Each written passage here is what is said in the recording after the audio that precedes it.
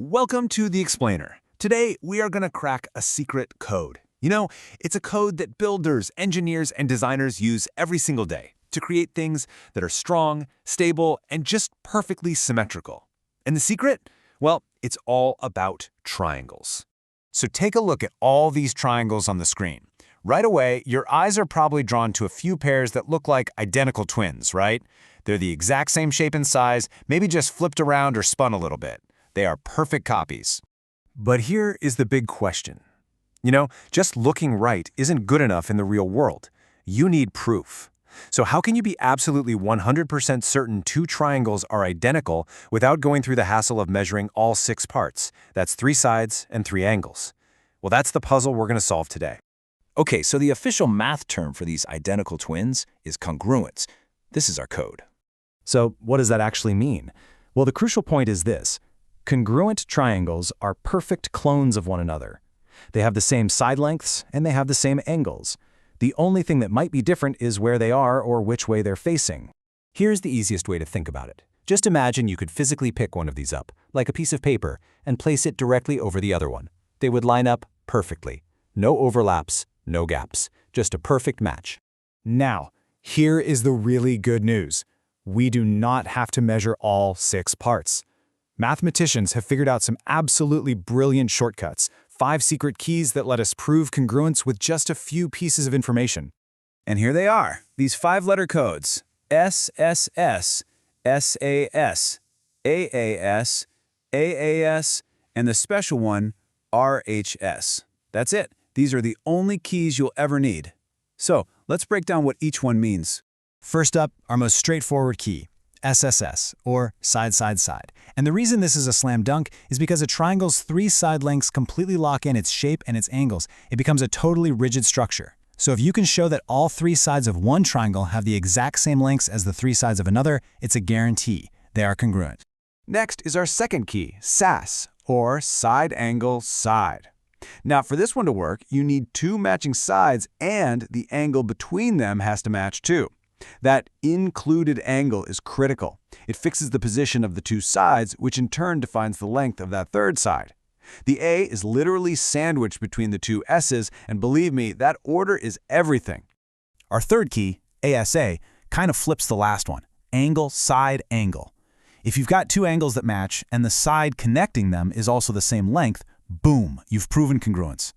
Knowing 2 angles automatically defines the third one, and having that specific side between them locks in the triangle's scale. This time the S is sandwiched between the A's. Okay, so this brings us to a neat little variation, ASA, or angle-angle side. It's a lot like ASA, but here the matching side is not between the 2 matching angles.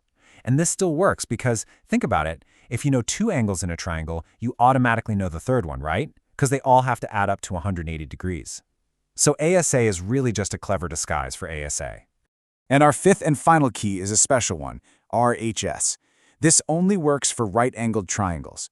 So if you know both triangles have a right angle, their longest sides, the hypotenuses, are equal, and one other corresponding side is equal, they have to be congruent.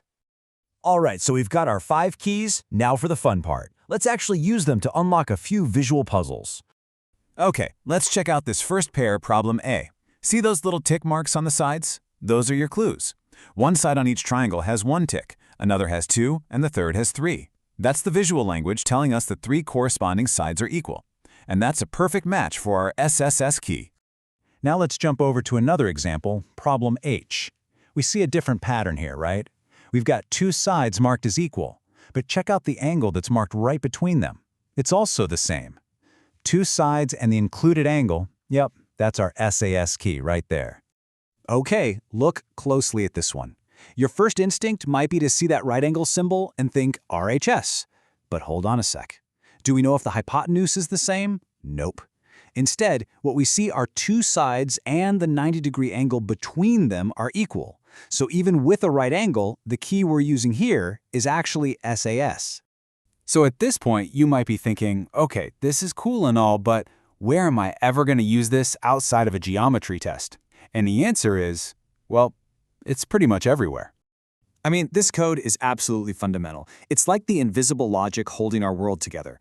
When an engineer designs the steel truss structure of a bridge, they're using repeating congruent triangles for their incredible strength, making sure the massive load of traffic is spread out evenly and safely. When a carpenter builds rafters for a roof, congruence guarantees stability. It even explains the perfect symmetry we see in a snowflake. And really, that gets to the heart of it all. See, congruence isn't just about proving two shapes are identical for the sake of it. It's this powerful tool that lets us generalize patterns, predict stability, and build incredibly complex things with the confidence that every single piece will fit together perfectly. So now you've got the code. You have the 5 keys. The next time you look at a bridge, a crane, a geodesic dome, or even the pattern on a tile floor, ask yourself, can you spot the congruent triangles? Because I promise, once you start looking, you are going to see these perfect copies everywhere.